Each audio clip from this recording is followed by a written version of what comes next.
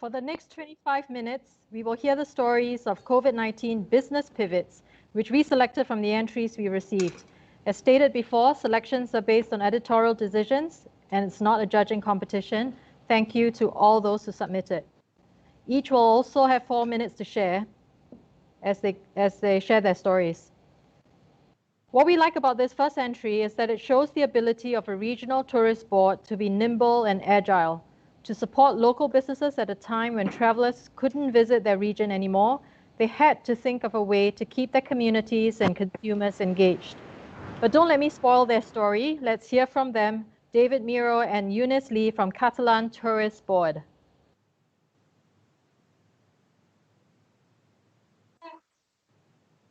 Hello. Hi, can you hear us? Okay. Hola, on behalf of the Catalonia Tourism Board, this stunning region in northeastern Spain. Next, please. We recently participated in the PATA Dream to Travel virtual event this year, and it was the first time that we forced ourselves to work out of the usual way, and it was very challenging, but at the end of the day, it was very, very worthwhile experience. Eunice, but why did we do it? Why did we get into this setup in the first place? Next, please. So we wanted to firstly support the APAC trade and also bring Catalonia to them. So we identified that the Catalan trade needed to reach out to the APAC markets, but they didn't have the platforms or the know-how to do so. So we wanted to provide visibility to the tourist products of Catalonia by joining this platform and this event, and also wanted to meet experts and partners from the region, entertain and educate viewers about Catalonia, experiment with and explore with these new hybrid event formats. And last but not least, we wanted to retrain our Catalan companies and help them become familiar with these new virtual tools. Next, please. So David, tell us, what did we do? Well, we did quite a few things. We started with this panoramic interview with our general manager in Barcelona. He was sitting on the roof of one of the most unique UNESCO World Heritage sites in Barcelona. He welcomed the PATA family and also shared a solidarity message that Catalonia was with the APAC trade in these challenging times. We also set up 16 digital showrooms, and we arranged 2 virtual networking sessions, meet and greet, and that was very challenging because some of the attendees didn't turn off their mics and the cameras were off. But anyway, we managed to do this really networking session in a good way. And finally, we offered 7 life experiences. Next, please. These life experiences ranged from UNESCO World Heritage Sites virtual tours to wine tasting experiences and sessions from the Penedès region, very near Barcelona. Next, please. And also, we showcased a Catalan cooking show with one of the young, promising chefs we have in Catalonia, and he shared a very healthy dish, a salad with salted codfish, very healthy and very typical in Catalonia. But also, we witnessed a behind-the-scenes live orchestra rehearsal when we could realize that the tenor was singing out of tone and the conductor was telling him off. It was not foreseen, but actually it looked more down to earth. And all that with the support of 15 Catalan companies. Next, please. That range from local tourism boards, wine cellars, and some DMCs in Catalonia. But then, Eunice, what did we achieve out of all of this? Next, please. So for the live experiences, we garnered a total of about 10,000 views. But I think more importantly than the numbers to us was that we managed to give visibility to Catalonia and our Catalan companies, strengthened our relationships with PATA and the Catalan companies as we work very closely to solve any problems that came our way, and also to learn to be flexible and improvise in the face of technical glitches, which always happens when you have a virtual event. I'm sure you will all know. So it was a very important and valuable learning process for us, and also a good stepping stone, we feel, that when we want to organize or even participate in future events like this, it will be a very good experience to call back on. And we are very excited to participate in more events such as this. So we will do it again, We right? will do it again, yeah. Okay. Next, please. Yeah. So Thank you very much. See you next time. We hope to see you in Catalonia soon. Thank you. Thank you. The next pivot comes from a tours and activities company which had to go virtual and did it so rapidly that it has built up a solid block of content that will differentiate it from its competitors, plus gives it a base on which to build a new business model. Please welcome Yoon Kenshin, CEO and founder, Local from Malaysia. Hi, my name is Ken, founder of Local. Can you get me? Okay, next please. Next please. In 2011, I practiced as a documentary photographer. I documented the making process for more than 100 traditional trades alone and published a book. The whole journey took me 4 years. Next please.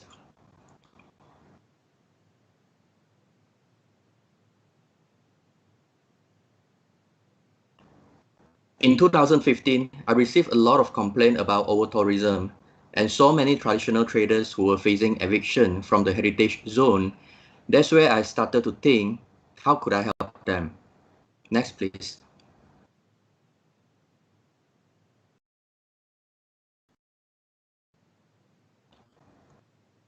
In 2016, Local was born. It connects travelers to the local experiences hosted by the locals with a unique story and skill to share across Southeast Asia. Next, please. 2020 is the toughest year we have. Due to COVID-19, our number of bookings requests started to reduce more than 80%, and we started a lifestyle platform called My 360 Playbook to generate some income by making a road trip videos led by insiders. Next, please. Between January and February, 2 months, we went to 23 destinations, produced 39 videos, and achieved 1 million organic reach at Facebook. Merchants started to invest more money to advertise their businesses through Local's videos. Next, please. I'm from Malaysia, and on 18th of March, Malaysia officially implemented the movement control orders. No one was allowed to leave home. We received 0 bookings and 0 revenue again.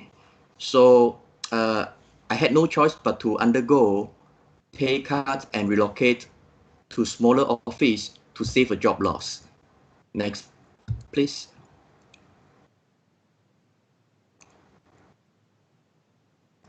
In April, we started an online experiences, we also known as virtual tours.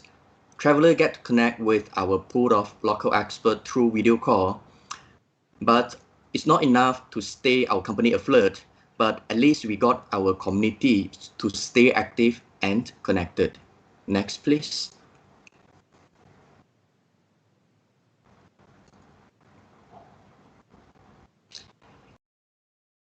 In about a month, we learned up the new skill, how to create a virtual reality tour. We decided to pivot with a virtual tours through virtual reality. We use 360-degree panoramas, videos, and visual storytelling to help businesses create immersive virtual tours. We managed to penetrate into a property sector, tourism sector, and e-commerce sector. From the slide you see, these are some of the works that we delivered during COVID-19. In June, we introduced VR live guided tours. We rolled out a virtual tours with integrated video conferencing that can be guided by any host, which are accessible on both. Pardon? You have 30 seconds. seconds. Okay. Which are accessible on both desktop and mobile devices. Next, please. In August, we created about 138 virtual tours in Malaysia to promote the awareness of the public interest about virtual reality. We received more than 600,000 organic viewers from 49 countries since 38th of August. Next, please. In September, the extension of our VR service is proven to be versatile enough to support early adopters in horizontal market with 100% positive feedback so far. So we have finally achieved the break-even this month in September. We also trained up more than 400 tour guides to host their first live guided mall tour in Malaysia.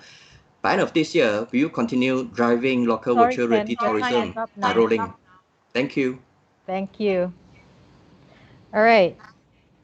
What we like about this next one is that it solves a few problems in one go.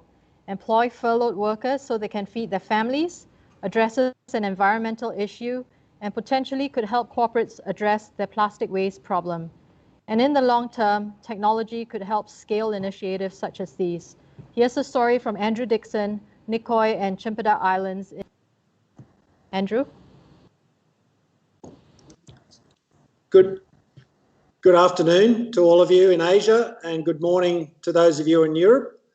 I'm going to talk about a project that has evolved out of the pandemic that is helping our staff earn some additional income and at the same time benefits the local community and the environment. My name is Andrew Dixon, and we own and operate 2 boutique private island resorts in Indonesia called Nicoy and Chimpedak. The islands are less than 100 kilometres from Singapore, so all of our guests travel via or from Singapore. When border restrictions were introduced by the Singapore government in mid-March, our business went from 90% occupancy to 0 overnight. We unfortunately have no domestic audience. At this stage, the border between Singapore and Indonesia remains closed. Whilst there have not been many cases of the virus in our area, there have been a lot of cases in Java, nearly 1,000 kilometres away. Over the last 6 months, we have looked at various ways we could try and keep our staff engaged. We explored quite a few, but finding ways they could supplement their salaries has been difficult, as the whole area has been affected severely by the pandemic. One of the ideas has involved a collaboration with a group called 7 Clean Seas. Very simply, 7 Clean Seas sells plastic credits to companies who wish to offset their use of single-use plastic. Next slide, please. The concept is very similar to selling carbon credits. In the past, 7 Clean Seas relied on volunteers to collect plastic, but as demand has grown, they've been keen to employ people to give them more scale. 7 Clean Seas pay our staff who participate in cleanups a basic daily wage plus a 25% bonus, plus they receive lunch. A typical cleanup takes about 4 hours, so this is much better wage than the minimum. As a result, there's been no shortage of staff keen to participate.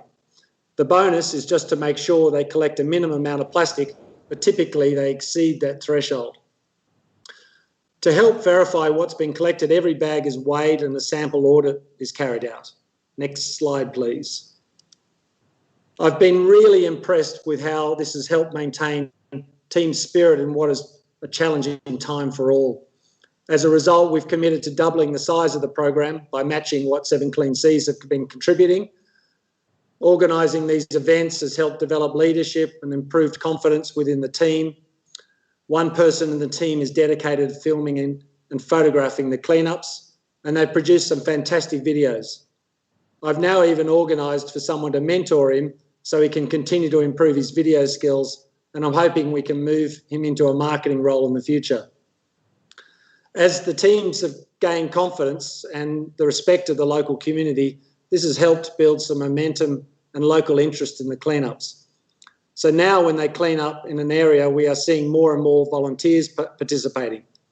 Any volunteers receive lunch, which is a great way to engage them.